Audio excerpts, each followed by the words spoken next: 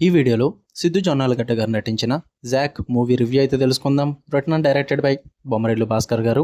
Movie duration అయితే 2 hours 16 minutes ఉంటుంది భయ్య. స్టోరీ ప్లాట్ వచ్చేసి మెయిన్ లీడ్ అయిన హీరో ఒక స్పై అవ్వాలి, రా ఏజెంట్ అవ్వాలని అయితే అనుకుంటూ ఉంటాడు. తనకి ఎన్నో జాబ్స్ వచ్చినప్పటికీ కూడా అన్నిట్లో అయితే కుదురుగా ఉండడు అనమాట. అలాంటి హీరో ఏజెంట్ అయ్యాడా లేదా, అసలు తను ఏం చేశాడు ఏజెంట్ అవ్వడానికి, వీటన్నిటి చుట్టూ నడిచే స్టోరీయే జాక్. ఫస్ట్ థింగ్స్ ఫస్ట్, నాకైతే మూవీ అబ్బో, మీకు అఖిల్ ఏజెంట్ మూవీ గుర్తుందా? అది సూపర్ ప్రోమాక్స్ అయితే ఇది మినీ ప్రోమాక్స్ రాడ్ అనమాట. డౌటే లేదు అందులో. అక్కడ ఏదైతే టెంప్లెట్ నడుస్తుందో ఇక్కడ అదే టెంప్లెట్ నడుస్తుంది. మరి అంత రాడ్గా ఉందా అంటే బ్రో, లేదు లేదు, కొన్ని మంచి పాయింట్స్ కూడా ఉన్నాయి. వాటి గురించి ఫుల్ రివ్యూలో మాట్లాడేసుకుందాం. మీరు కనుక ఛానల్కి కొత్త కూర్చుంటే వెల్కమ్ టు స్క్రీన్ స్పేస్. వీడియోని లైక్ చేసి మీ ఒపీనియన్స్ కూడా కామెంట్ చేయండి. అండ్ ఛానల్ని ఖచ్చితంగా సబ్స్క్రైబ్ చేసుకొని మన ఛానల్లో theatrical reviews and Telugu dubbed movie రివ్యూస్తో పాటు ఓటీటీలో రిలీజ్ అయ్యే అదర్ లాంగ్వేజెస్ కంటెంట్ని ఖచ్చితంగా ఇస్తాము. ఓకే, ఇక ఈ మూవీ విషయానికి వచ్చేస్తే ఏమనుకుంది సార్ భయ్య, అసలు మీరు ఏమన్నా పాజిటివ్స్ ఉన్నాయా అంటే మూవీ మొత్తంలో హీరో క్యారెక్టరైజేషన్, తన పర్ఫార్మెన్స్. అంటే క్యారెక్టరైజేషన్ మొత్తం నచ్చిందని అయితే నేను చెప్పను, కొన్ని చోట్ల చాలా బాగా వర్కౌట్ అవుద్ది. అండ్ మెయిన్ సిద్ధు గారి పర్ఫార్మెన్స్ వల్లే కొద్ది గొప్ప మూవీ చూడగలం భయ్య. ఆ చార్మ్ కానీ, ఆ కామెడీ టైమింగ్ కానీ, ఆ డైలాగ్ డెలివరీ కానీ, వీటి పరంగా అయితే మనం మూవీ చూడగలం. కొద్ది గొప్ప టైం పాస్ అయితే అవుతుంది. అండ్ యాక్షన్ బ్లాక్స్కి వాళ్ళు సెట్ చేసుకున్న సెట్ పీసెస్ కానీ, అండ్ యాక్షన్ బ్లాక్స్ డిజైనింగ్ కానీ, వీటి పరంగా అయితే కూడా మూవీ చూడడానికి బాగుంటుంది. అక్కడక్కడ ఫ్యూ హ్యూమర్ సీన్స్ వర్కౌట్ అవుతాయి. ఫ్యూవే, ఎక్కువ కాదు, just few humour scenes work out అవుతాయి. అంతకు మించి మూవీలో నాకు ఏది వర్కౌట్ అవ్వలేదు భయ్య.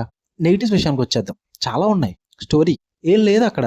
రా ఏజెంట్ అవ్వాలనుకోవడం, హీరోయిన్తో లవ్ స్టోరీస్, ఇంకా రా ఏజెన్సీని చూపించిన డమ్నెస్, ఇదంతా కూడా చాలా వీక్ రైటింగ్ అయితే ఉంటుంది. ఆ స్టోరీలో అంత స్ట్రెంతే ఉండదు. ఆల్రెడీ ఏజెంట్ మూవీ చూసిన వాళ్ళు మీకు అర్థమై ఉంటుంది భయ్య. నాకైతే లిటరల్లీ ఏజెంట్ మూవీ అలా కనిపించింది నాకు అక్కడ.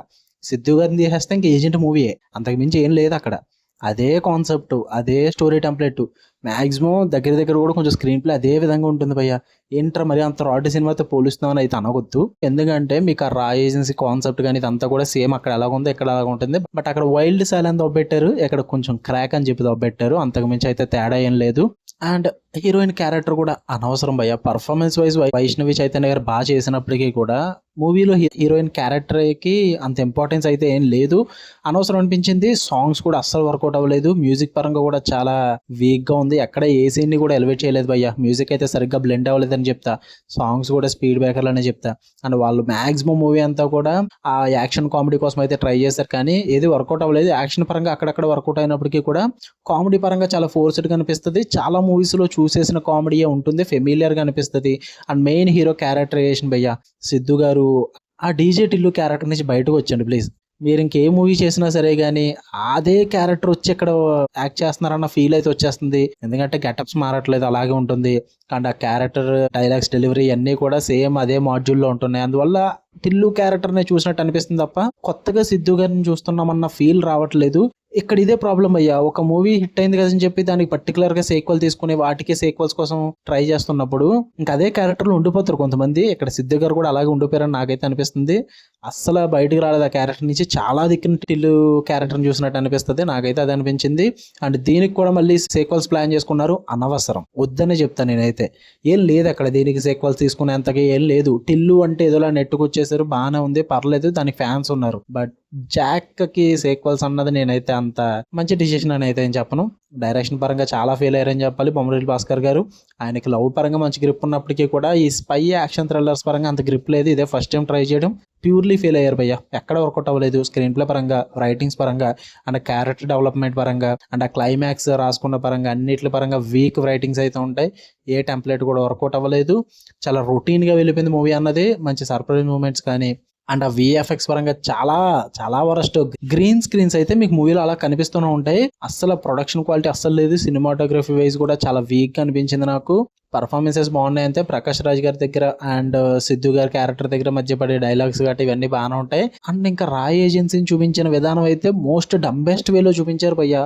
ఇంకెంతకాలం ఇలాగా రాయ్ ఏజెన్సీని అంత తెంగరోల్లో చూపించడం? అరే రా అనుకుంటున్నారా లేక సెక్యూరిటీ ఏజెన్సీ అనుకుంటున్నారా? వాళ్ళని అంత డంబుగా చూపిస్తారా? మరి అంత వరస్ట్గానా? ఎంత హీరో క్యారెక్టర్కి ఎలివేషన్ ఇవ్వాలంటే మాత్రం మరి రా ఏజెన్సీని అంత డంబుగా చూపించాల్సిన అవసరమే లేదు.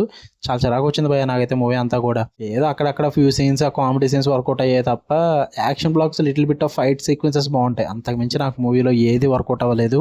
మీరు చూద్దాం అనుకుంటే వెళ్ళండి, టైం ఉంటే, మీ దగ్గర డబ్బులు ఉంటే మీరు వెళ్ళండి. నేను వెళ్ళొద్దని చెప్పను, ఇది జస్ట్ నా ఒపీనియన్ మాత్రమే. నాకు నచ్చలేదు. ఎంత వరస్ట్ సినిమా అన్నా సరే కానీ ఎవరో ఒకటికి నచ్చుద్ది భయ్య.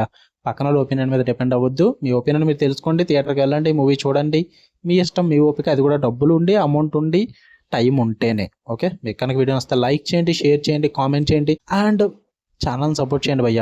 ఏంటి నాకు అర్థం కావట్లా, చాలా మంది ఛానల్స్ సినిమాకి వెళ్ళకుండానే రివ్యూస్ పెట్టేస్తున్నారు. వాళ్ళకి మాత్రం 3K 4K views, 2K views, ఇంకా సినిమా వెళ్ళకుండానే రివ్యూలు పెట్టేస్తున్నారు. మనం ఏంట్రా అంటే ఎంత డబ్బులు పెట్టుకుని రివ్యూలు పెడుతుంటే, ఒపీనియన్లు మంచిగా చెప్తుంటే 100 వ్యూస్ కూడా రావట్లే.